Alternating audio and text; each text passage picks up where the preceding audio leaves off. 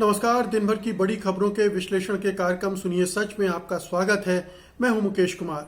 तो दोस्तों, शुरू करते हैं आज का सुनिए सच। आज की खास खबरों पर नजर डालते हुए, ग्लोबल फ्रीडम के अनुसार भारत अब आंशिक आजादी वाला देश, लोकतंत्र कमजोर।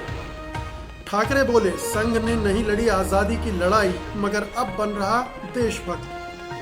कारवां पत्रिका का भंडाफोड़, सरकार ने मीडिया को कंट्रोल करने की बनाई रणनीति।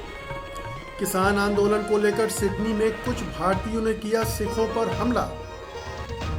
खट्टर सरकार ने फेंका निजी क्षेत्र में आरक्षण का जाल, उद्योग जगत में चिंता। खास खबरों पर नजर डालने के बाद अब वक्त है आज की बड़ी खबरों के विस्तार से विश्लेषण का। इसलिए सबसे पहले लेते हैं आज की सबसे अहम खबर। आजादी पर अंकुश लगाने और असहमति की आवाज को देश के खिलाफ बताने की कोशिशों के बीच लोकतांत्रिक देशों की सूची में भारत तेजी से नीचे फिसलता जा रहा है।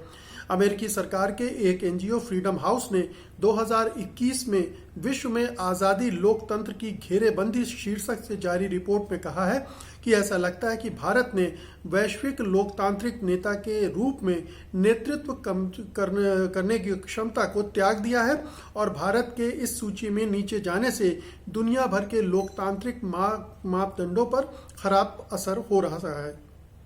भारत सरकार की ओर से अभी तक इस बारे में कोई प्रतिक्रिया नहीं आई है। यह एनजीओ दुनिया भर के देशों में आज़ादी का क्या स्तर है इसकी पड़ताल करता है और उसके बाद इन्हें आज़ाद, आंशिक आज़ाद और आज़ाद नहीं की रैंक देता है। इस एनजीओ ने 2018, 2019 और 2020 में भारत को आज़ाद देशों की सूची में रखा था। हालांकि तब भी भारत 77 से गिरकर 71 अंक पर आ गया था, लेकिन ताज़ा रिपोर्ट में भारत 100 में से 67 अंक ही हासिल कर सका है और इसे आंशिक आज़ादी वाले देश की रैंक दे दी गई है। एनजीओ ने रिपोर्ट में कहा कि 2014 के बाद से ही भारत में राजनीतिक अधिकारों, यानी जब से मोदी का राज शुरू हुआ है तब से राजनीतिक अधिकारों और लोगों की आज़ादी के मामले में स्थितियां खराब हुई हैं। इसके पीछे मानवाधिकार संगठनों पर बढ़ता दबाव, पढ़े लिखे लोगों और पत्रकारों को धमकियां मिलने और मुसलमानों पर धार्मिक कट्टरता वाले हमलों की बढ़ती घटनाओं को कारण बताया गया है। इसके अलावा सीएए के विरोध करने वाले प्रदर्शनकारियों और आलोचना करने वाले पत्रकारों को निशाना बनाने को भी इसका कारण बताया गया है। मोदी सरकार पर लगातार ये आरोप लगता रहा है कि वो विरोध या असहमत की आवाज़ को बर्दाश्त करने के लिए तैयार नहीं है और आवाज़ों को कुचलने के लिए केंद्रीय जांच एजेंसियों का बेजा इस्तेमाल कर रही है। तो देश के अंदर लगातार आज़ादी की मांग हो रही है। तमाम तरह के संगठन अलग अलग तरह से आज़ादी की मांग कर रहे हैं और आज़ादी में जिस तरह से अंकुश लगाई जा रही हैं उस पर चिंताएं प्रकट की जा रही हैं। तो ऐसा नहीं था कि देश के अंदर ये जो आज़ादी का शोर मच रहा है वो बेमानी था, बेवजह था। ये ज़रूर है कि सत्तारूढ़ दल ने और उससे जुड़े संगठनों ने इसे एक देश विरोधी हरकत के रूप में, देश विरोधी मांग के रूप में प्रचारित करने का काम किया और इसमें मीडिया, जो गोदी मीडिया, केंचुआ मीडिया है, वो भी शामिल हो गया। तो ऐसे जो भी लोग देश में आंतरिक आज़ादी की कमी होने पर चिंता प्रकट करते थे या उसके मांग करते थे कि आज़ादी हमारी, उसमें कटौती नहीं होनी चाहिए, और इसी तरह से लोकतंत्र को जिस तरह से तहस नहस किया जा रहा है, लोकतांत्रिक अधिकारों पर हमला किया जा रहा है, नागरिक अधिकारों पर हमला किया जा रहा है, उसको लेकर भी लगातार देश में चिंताएं होती रही हैं।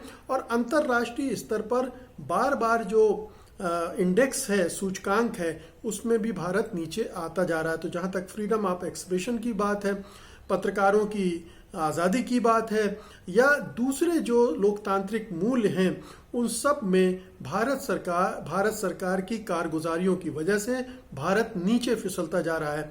तो फ्रीडम इंडेक्स, जो ये अमेरिकी की संस्था है, उसने जो चिंताएं प्रकट की हैं कि दुनिया में भारत लोकतंत्र के मामले में एक नेता हुआ करता था और अब वो उसकी भूमिका से पीछे हट रहा है, यानी लोकतांत्रिक नेतृत्व अब वो नहीं कर रहा है दुनिया में, और उसके लोकतंत्र भारत में गिरने का मतलब है उसका असर दुनिया के दूसरे देशों पर भी पड़ेगा।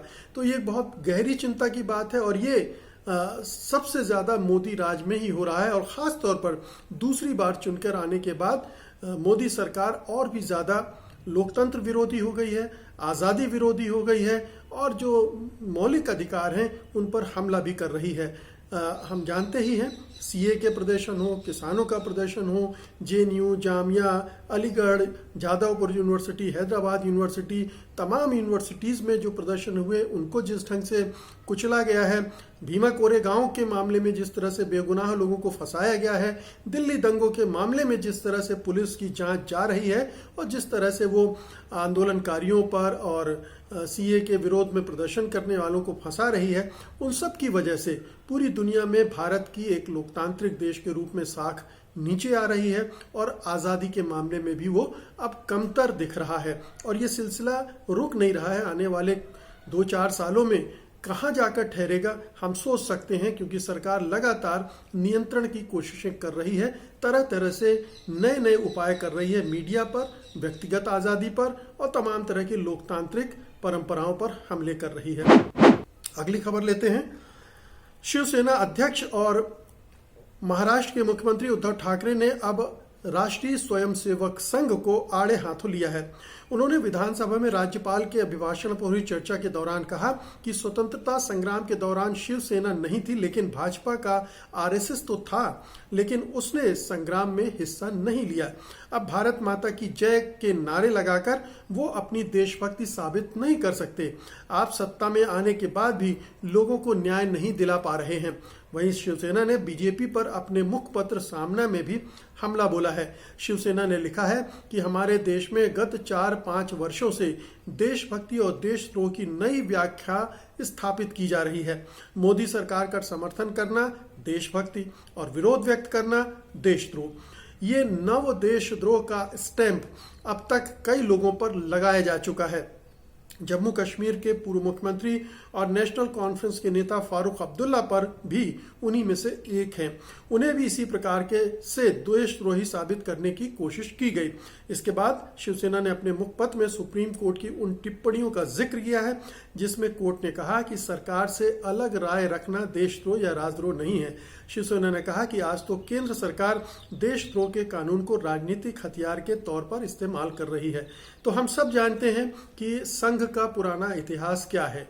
आज़ादी के आंदोलन के दौरान वो कहाँ खड़ा था, किस तरह से अंग्रेज़ों की मदद कर रहा था, किस तरह से आंदोलनकारियों के खिलाफ खड़ा था और वो अपनी एक अलग लाइन पर अलग काम कर रहा था, जो पूरे देश की एकता है, जो भारतीयों की एकता है, उसके खिलाफ था। वो हिंदुत्व की लाइन को आगे बढ़ा रहा था, जिसकी वजह से हिंदुओं और मुसलमानों का संघर्ष बढ़ा और देश के विभाजन की नौबत आई। तो न केवल मुस्लिम लीग की इसमें भूमिका थी, बल्कि आरएसएस की भी भूमिका थी, हिंदू महासभा की भी भूमिका थी और वो देश का विभाजन के लिए ये भी जिम्मेदार हैं, आरएसएस भी जिम्मेदार है।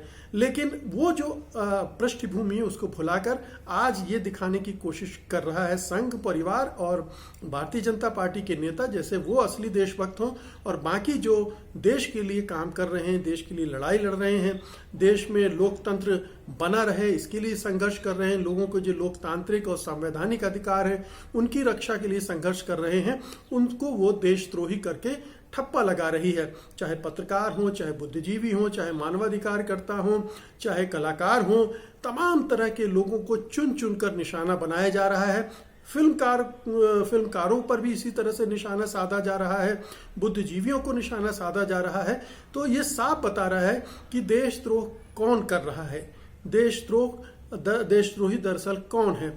फारूक अब्दुल्ला हो, उमर अब्दुल्ला हो या महबूबा मुफ्ती हो, इनको भी इसी तरह के आरोपों में लंबे समय तक गिरफ्तार किया गया, जबकि इनका कोई रिकॉर्ड उस तरह का नहीं है।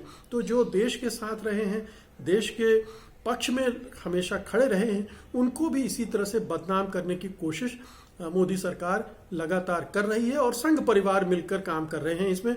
और जो भी सरकार के विरोध में है, असहमति है, असंतोष रखते हैं, उसके नीतियों से इत्तेफाक नहीं रखते हैं, आलोचना करते हैं, उनको सीधे देशद्रोही घोषित कर दिया जाता है। और उनमें बहुत सारे नेता हैं जो तुरंत कहते हैं पाकिस्तान चले जाओ, तो जैसे हिंदुस्तान उनके बाप का माल हो और बाकी सब यहाँ बिना अधिकार के रह रहे हों।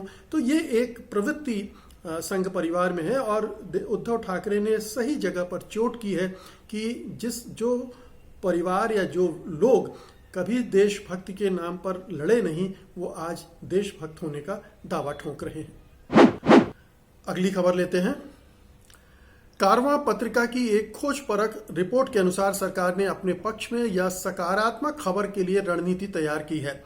रिपोर्ट के अनुसार डिजिटल मीडिया पर सरकार की ताज़ा गाइडलाइंस आने से बहुत पहले ही मंत्रियों का समूह इस पर लगातार काम कर रहा था और इस पर रिपोर्ट तैयार की गई थी। इस समूह का एकमात्र एजेंडा यह था कि सरकार की इमेज चमकानी है और जो इमेज खराब करना चाहते हैं उनको बेअसर करना है। रिपोर्ट से यह भी पता चलता है कि इसमें मुख्य धारा का मीडिया निशाने पर नहीं है। कारवां ने दावा किया है कि मंत्रियों के समूह की बैठकों के आधार पर तैयार की गई उस रिपोर्ट के कुछ हिस्से उसके पास हैं। इन बैठकों में मंत्रियों ने अपनी राय दी है कि कैसे मीडिया पर शिकंजा कसा जाए। मंत्रियों के समूह में कैबिनेट मंत्री मुख्तार अब्बास नकवी के अलावा रविशंकर प्रसाद, स्मृति ईरानी, प्रकाश जावड़ेकर और एस जयशंकर शामिल थे। इनके अलावा राज्य मंत्री हरदीप सिंह पुरी, अनुराग ठाकुर, बाबुल सुप्रियो और किरेन रिजिजू भी शामिल है। कारवां ने लिखा है कि स्मृति ईरानी ने 50 नकारात्मक और सकारात्मक इन्फ्लुएंसरों को, पत्रकारों के बारे में, को ट्रैक करने और नकारात्मक इन्फ्लुएंसरों मतलब नकारात्मक पत्रकारों को सूचना एवं प्रसारण मंत्रालय द्वारा ट्रैकिंग किए जाने की जिम्मेदारी सौंपने की सिफारिश की थी। रिपोर्ट में कहा गया कि पहले एनडीटीवी और तहलका के साथ रहे और अब राष्ट्रीय सुरक्षा सलाहकार अजीत डोभाल के करीबी नितिन गोखले ने सुझाव दिया कि ऐसी कोई भी प्रक्रिया पत्रकारों को रंग कोडिंग करके शुरू की जानी चाहिए।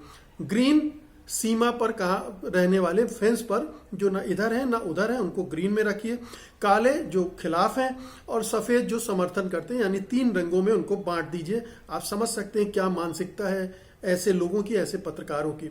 हमें अनुकूल पत्रकारों का समर्थन और प्रचार करना चाहिए।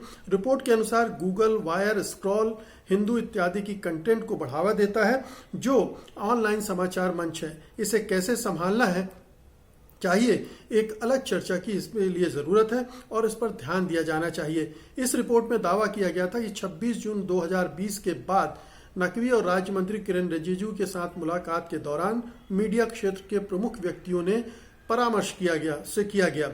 रिपोर्ट में आलोक मेहता, जयंत घोषाल, शिशिर गुप्ता, प्रफुल्ल केतकर, महुआ चटर्जी, निस्तुला हैबर, अमिताभ सिन्हा, आशुतोष दैनिक जागरण के हैं, आशुतोष झा, राम नारायण, रवीश तिवारी, हिमांशु मिश्रा और रविंद्र का नाम लिया गया है। तो अब आप देखिए कि ये सरकार किस तरह से अलोकतांत्रिक ढंग से काम करती है। मीडिया को कुचलने, नियंत्रित करने के लिए किस तरह से रणनीति बनाती है और इसके लिए पूरा मंत्रिमंडल, मंत्रियों का एक समूह बनता है। वो अपने खास पत्रकारों को बुलाकर उनसे राय मशवरा करता है और फिर उन पत्रकारों को चिन्हित किया जाएगा जो हमारे साथ हमारी बात नहीं मानते हैं। उन पत्रकारों को टारगेट किया जाएगा और उन्हें परेशान किया जाएगा और अपने पत्रकारों को कैसे मदद करनी है, कैसे पहले खबर देनी है, कैसे दूसरे तरह से मदद करनी है, उनके वेबसाइट को प्रमोट करना है, उनकी खबरों को ट्वीट करके आगे बढ़ाना है। तो एक पूरा स्ट्रेटजी प्लान आउट चाक आउट की गई है और उसके तहत जो भी थोड़ी बहुत आवाज़ें आपको सुनाई देती हैं, स्वतंत्र आवाज़ें मीडिया में सुनाई दी जाती हैं, उनको खामोश करने की एक पूरी योजना सरकार बना रही है। आप सोचिए, ये एक लोकतांत्रिक देश में हो रहा है, एक लोकतांत्रिक देश की सरकार ऐसा कर रही है, मीडिया को बांटकर। और अपनी नीतियों के प्रचार प्रसार की आज़ादी तो सारी सरकारों को होती है और उसके लिए लोकतांत्रिक तौर तरीके अपनाने की छूट भी होती है, अपने वो विभिन्न साधनों का इस्तेमाल कर सकती है। लेकिन इस तरह से एक योजनाबद्ध तरीके से पत्रकारों को बांटना, चिन्हित करना, टारगेट करना, अपने लोगों को बढ़ावा देना, ये एक बहुत ही खतरनाक प्रवृत्ति है। ये हम ये कहेंगे कि ये एक तरह से जो हिटलर की योजना थी, जो गोएबल्स काम करते थे, जो उनके प्रचार प्रोपेगेंडा मंत्री थे, ठीक उसी तरह से ये मंत्रियों का समूह भी एक रणनीति बना रहा है और उसमें इस तरह से अपने प्रचार को आगे बढ़ाने का और पत्रकारिता को खामोश करने का एक पूरा हथकंडा आजमाया जा रहा है। पत्रकारों को, स्वतंत्र पत्रकारों को और उनकी पत्रकारिता को खामोश करने का मतलब केवल सरकार की बात सामने आए, सरकार का नैरेटिव लोगों तक पहुंचे और बाकी सब खामोश कर दिए जाए। अगली खबर लेते हैं। कृषि कानूनों को लेकर जैसा माहौल भारत में है वैसा ही कुछ दुनिया के दूसरे देशों में बसे भारतीयों के बीच भी बन चुका है। जैसे जैसे किसान आंदोलन लंबा हो रहा है, किसान समर्थकों और भारत सरकार के समर्थकों के बीच, मोदी सरकार के समर्थकों के बीच तनाव बढ़ रहा है। तनाव बढ़ने का नतीजा सिडनी में दिखा है, जहां सिख समुदाय के लोगों की कार पर हमले का एक वीडियो सामने आया है। इस घटना के सीसीटीवी फुटेज में दिख रहा है कि कुछ अज्ञात लोग बेसबॉल बैट और हथौड़ों से उस कार पर हमला कर रहे हैं जिसमें ये सिख बैठे हुए हैं। हालांकि सिखों को इसमें चोट नहीं आई, लेकिन कार में $10,000 से ज्यादा का नुकसान हुआ है। ये वाकया बीते हफ्ते सिडनी वेस्ट के हारिस पार्क में हुआ। कार पर हमला होने पर सिखों ने तेजी से कार को भगाया और वहां से निकल गए। ऑस्ट्रेलिया के न्यूज चैनल 7 न्यूज के मुताबिक कार में उस समय मौजूद एक सिख ने बताया कि हमलावर कार पर चारों तरफ से हमले कर रहे थे और उसमें किसी की भी मौत हो सकती थी। कुछ हफ्ते पहले एक और वीडियो सामने आया था जिसमें दिखा था कि सिख समुदाय के एक शख्स पर कुछ लोगों ने हमला कर दिया था। सिडनी में रहने वाले कमल सिंह ने 7 न्यूज से कहा कि वे एक दूसरे से नहीं झगड़ना चाहते और शांति से रहना चाहते हैं। उन्होंने कहा कि ये ऐसा है कि भारतीय ही भारतीयों से लड़ रहे हैं। बता दें, जब से किसान दिल्ली की सीमाओं पर आकर बैठे, उनके समर्थन में America, Canada, Britain, London, Birmingham, California, Auckland सहित दुनिया के कई देशों और शहरों में जहां सिखों की अच्छी आबादी है वहां किसान रैलियां निकाली जा चुकी हैं और अभी भी प्रदर्शन जारी है। तो आप देखिए कि जो सरकार की नीतियां हैं उसने कैसे देश को बांट दिया है, देश के लोगों को बांट दिया है कि देश के अंदर तो इस तरह की घटनाएं हो ही रही हैं, लेकिन देश के बाहर जहां सारे भारतीय एक हो जाते हैं भारतीयता के नाम पर, वहां भी इस तरह का बंटवारा हो गया है। हिंदू और सिखों में बंटवारा खिंच गया है, एक दूसरे पर हमला कर रहे हैं। अभी तो हमला हिंदू भारतीयों का हमला हुआ है सिखों पर, और ये बताता है कि बाहर रहने वाले जो भारतीय हैं, लोकतांत्रिक देशों में रहने वाले जो भारतीय हैं, वो भी कितने लोकतांत्रिक या अलोकतांत्रिक हैं। वो अपने ही देश के लोगों की आवाज़ों को दबाना चाहते हैं। आखिरकार वो प्रदर्शन ही कर रहे होंगे और किसानों के पक्ष में प्रदर्शन कर रहे होंगे, तो ये हक है, लेकिन उन्हें ये गवारा नहीं है क्योंकि वो मोदी भक्ति में लीन हैं।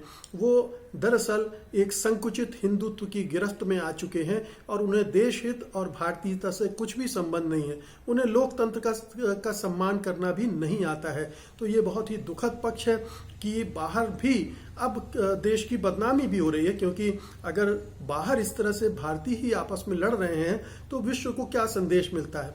यही कि भारत में माहौल बहुत खराब हो चुका है। वहाँ एक समुदाय दूसरे समुदाय के खिलाफ खड़े हो रहे हैं। एक तरफ हिंदुत्ववादियों ने मुसलमानों पर हमले किए और अब सिखों पर हमले शुरू हो गए हैं। तो जो अल्पसंख्यक समुदाय हैं, चाहे सिख हो, चाहे मुसलमान हो और चाहे ईसाई हो, वो सब अब हिंदुत्व के निशाने पर हैं, देश के अंदर भी, देश के बाहर भी। और ये बहुत बड़ी चिंता का विषय है और जाहिर है भारत की छवि खराब हो रही है। भारत के अंदर मैं अभी पिछली 2-3 खबरें आपको पढ़ चुका हूँ, उन सब में यही दिख रहा है कि भारत की छवि लगातार बिगड़ रही है, लोकतंत्र कमजोर हो रहा है, आज़ादी फीकी पड़ रही है। और अब आज की अंतिम खबर लेते हैं। किसान आंदोलन से घबराई हरियाणा सरकार ने जनता को खुश करने के लिए नया जाल फेंका है। उसने निजी कंपनियों से कहा है कि वो अपनी जरूरत के 75% कर्मचारी राज्य से रखें। इससे जुड़ा अधिनियम राज्य विधानसभा से पारित हो चुका है और राज्यपाल ने उस पर मुहर भी लगा दी है।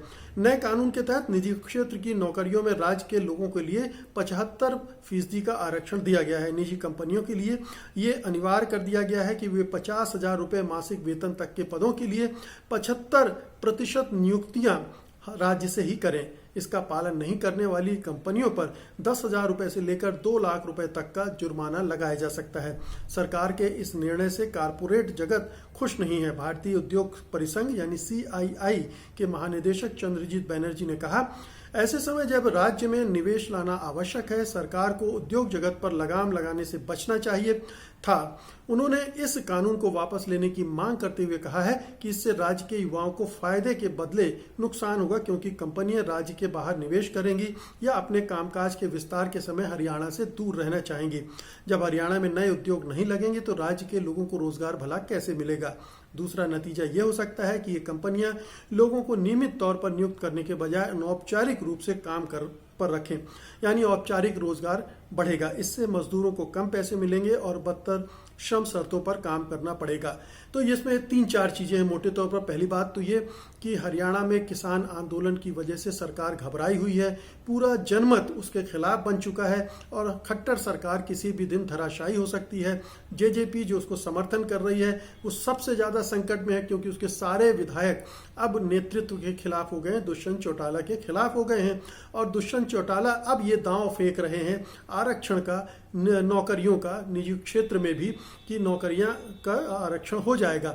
लेकिन इसके बाद और प्रश्न उठते हैं कि आपने किसानों के आंदोलन से ध्यान भटकाने के लिए हथकंडा तो आजमा लिया, लेकिन जब नौकरियां होंगी ही नहीं तो आरक्षण किसको दी जाएगा? और जो कंपनियां हरियाणा में, अगर ये आरक्षण रहा तो हो सकता है बहुत सारी कंपनियां हरियाणा में आए ही ना, निवेश ही ना करें, और जो कंपनियां हरियाणा में काम कर रही हैं हो सकता है हरियाणा छोड़कर किसी दूसरे राज्य में शिफ्ट कर जाएं। ये खतरा भी है, तो रोजगार और कम हो सकता है। फिर सबसे बड़ी बात यह है कि अलग अलग इंडस्ट्री की अलग अलग तरह के कर्मचारियों की जरूरत पड़ती है। उस तरह के ट्रेंड मैन पावर, उस तरह के कुशल मजदूर, उस तरह के स्किल वाले मजदूर वहाँ है या नहीं है?